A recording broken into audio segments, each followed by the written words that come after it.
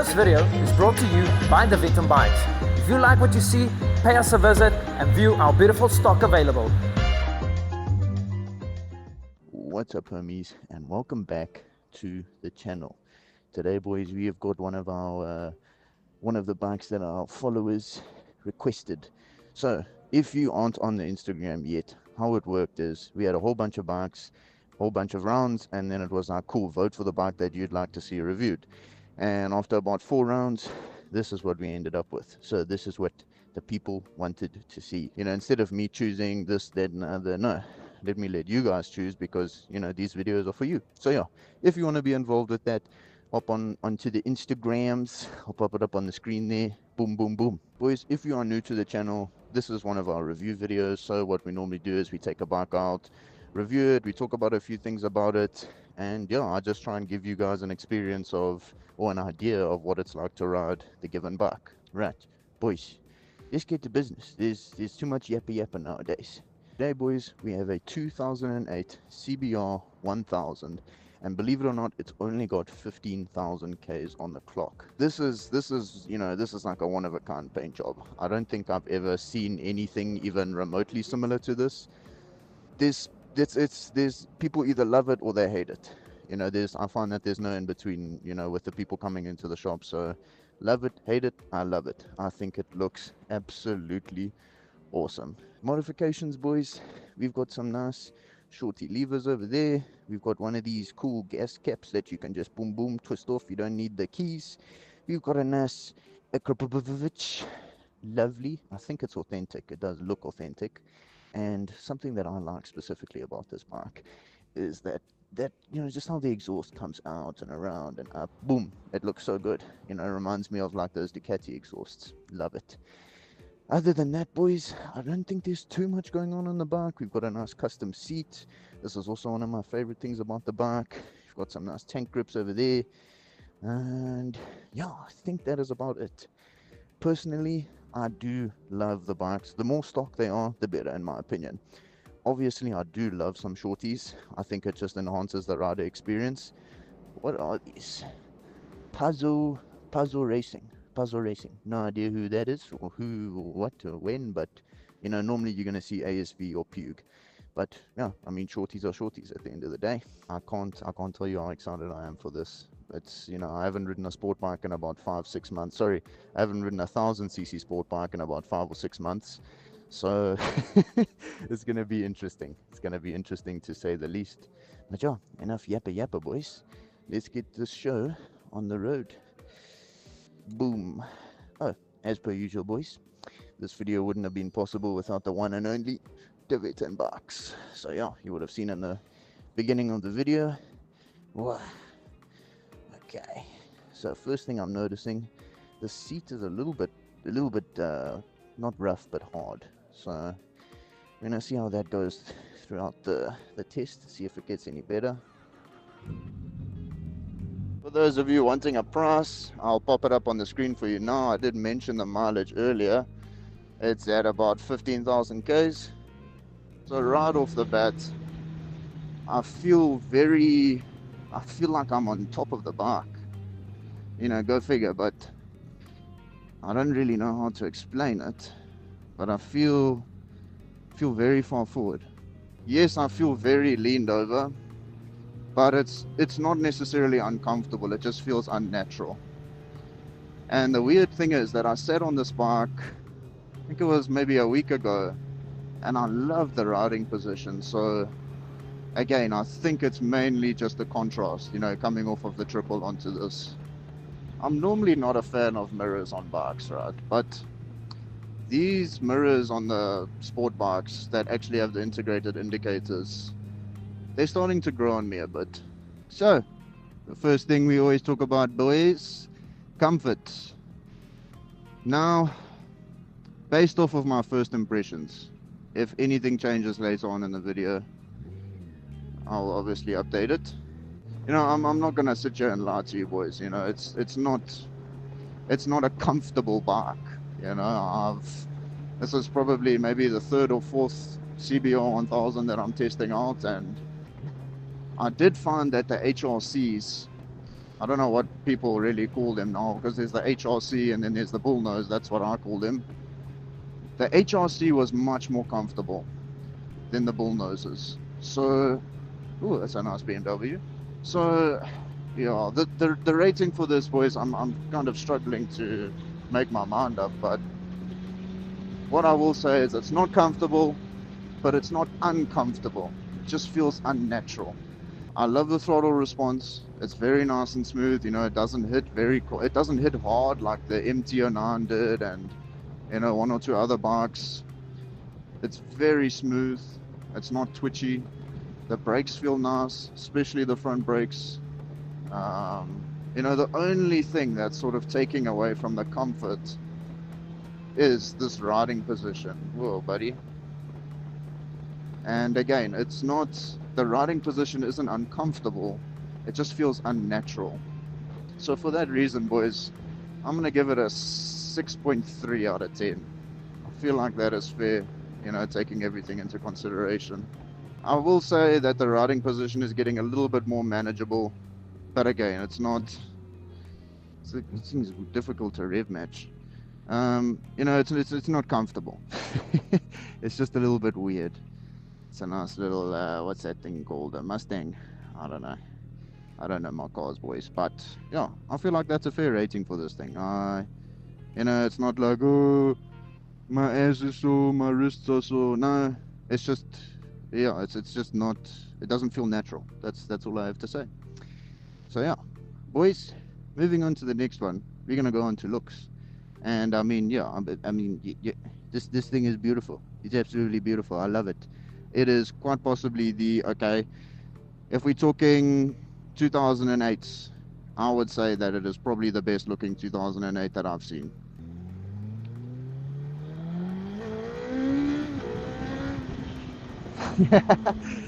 Yeah, this thing gets up to speed super quickly. I like this, man. Oh yeah. Yeah, I would say that it's the best looking 2008 that I've ever seen, and that all comes down to the colorway or the paint job. My bad. This bike, it's almost in perfect condition. It's been looked after. It's got low mileage. It's got a beautiful paint job on it. Not too many extras to the point where it starts looking like a Temu special. But you know, it's got that cool little gas cap. I like that. It's pretty cool. Want to get one for the triple. I love the exhaust, the way that, you know, link pipe comes out and around, you know, it looks like those Ducati styled exhausts.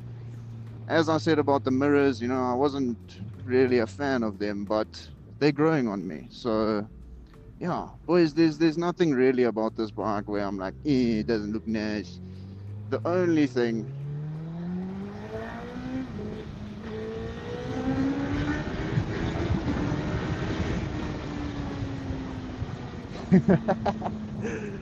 the only thing that I'm not normally a fan of with the bull noses is the nose of the bike. You know, it's very flat. But with this bike, I feel like it kind of suits it, you know? And that might be because of the... Okay, listen, I'm going to stop trying to clutchless downshift because it's not working. I'm going to try with the clutch and rev match it because, yeah, it's annoying me how it's jolting and...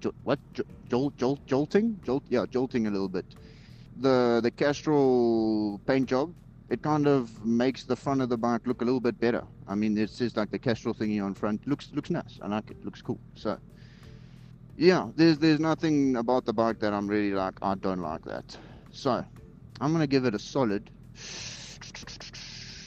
8.6 out of no, that's too low. 9.1 out of 10. Acceleration, boys, this thing puts down power almost immediately. I would say it kicks in at about 5, maybe 5,500 RPMs, and it puts down a lot of power very quickly. And that's a consistent power. That's consistent power that it's putting down. You don't feel it fading off. And that's one of my complaints about the HRC. That bike, the power only really kicks in at about 8,000 RPMs. Okay, yes, I've ridden 2 of them, but on both of them, that was the consistency. That was the one thing that was consistent between them, that they were both only hitting at about 8,000 RPMs. Normally that sort of thing only happens if you change the exhaust, if you're altering back pressure, the length of the exhaust. That's normally when that sort of thing happens, when you've got a delayed powered, the power. Damn, him, fucking. What am I trying to say? Yeah, normally when you do that sort of thing, that's what causes your power output to be delayed. But on both of those bikes, there was no altering to the exhausts. So I think it's just something that is common on the HRCs.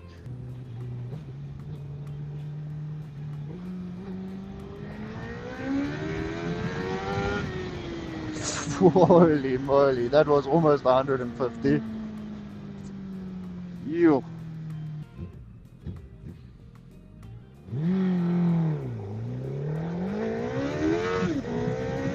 Starting out. Okay, that's enough. We lost traction there, boys. Yo! This thing is fucking quick, boys. Yeah!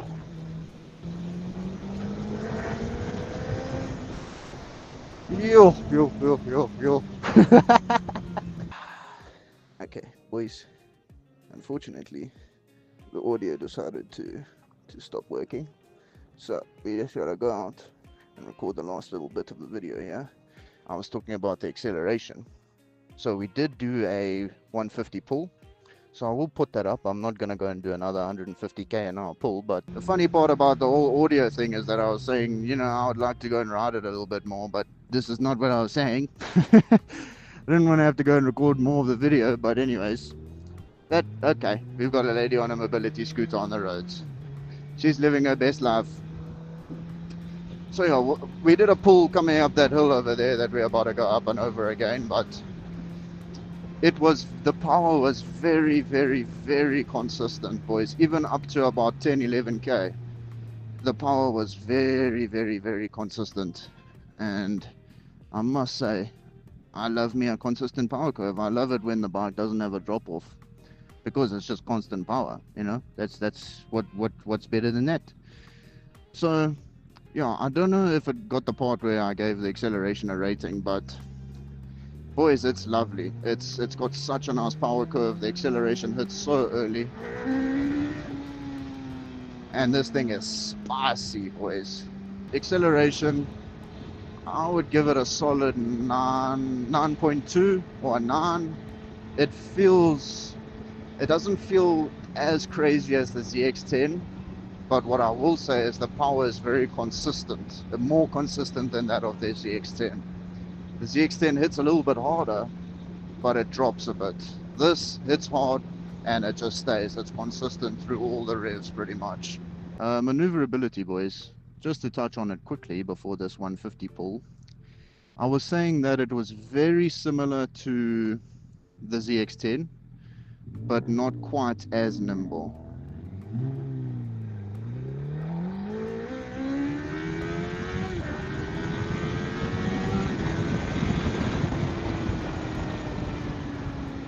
That was a terrible 150 pull. The R1, compared to this, that R1 felt like a Hayabusa. The R1 is a very big bike. It's a very wide bike. It's a long bike. So this is definitely more maneuverable than that. But then on the other side, you've got that ZX10. That ZX10 was so light, the maneuverability on it was just crazy. This, I feel like, nothing is really standing out. It's not like, oh, this bike is very light. It's not like, oh, this bike is very wide and heavy. So I would put the maneuverability in between the ZX10 and, in between the R1 and the ZX10.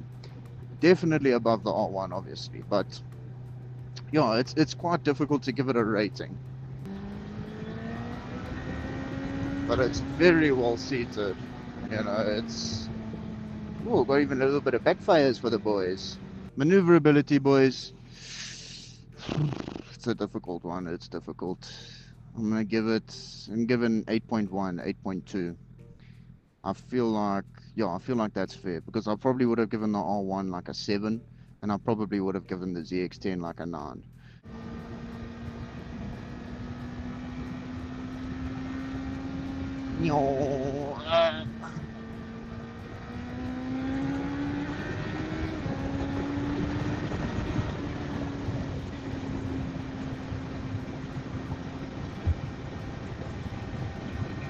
it's not as stable as the 750. Well, not as smooth as the 750, let's say that. Oh, look at that thing. That's quite nice. I don't know what those things are, but you don't see them very often, those BMWs. All in all, boys, it's been a great review. You know, take away the fact that my fucking audio stopped working. I got a new microphone, and it's too sensitive. There's a off-road video coming up soon. I used it in that. Can you make some space for me, please? Yeah, I used it in the upcoming off-road video, but it's just still too sensitive. You know, it catches all the wind noise, and it sounds like I'm screaming in your ear the whole time. I'm gonna pop a little wheelie for the boys. Nope. I wasn't actually going to. That was unintentional, I promise. De Vet, I don't wheelie your bikes, I promise. One and only Mr. D. I don't know why I find that so funny. Another GS, brother. I chow this Oki on this bike, my boy. But yeah, Okies, like I said, almost nothing but good things to say. My ADHD is starting to kick in, which means it's definitely time for me to go home now. What's up, brother? A little jixer, little baby boy. I'm gonna have to bleep that out. Anyways, boys, solid bike. I mean, yeah, I love it. So just go and ramp up that thing. Boom. No, the fucking shit started. It's start the recording, bastard. Alrighty, boys, I don't want to make it too long because I feel like I've said everything that needs to be said. Once again, just look at this thing, boys. Mwah. Absolutely beautiful. The things that stood out for me, right? It was extremely smooth. The shifting, the throttle, the braking, the suspension system.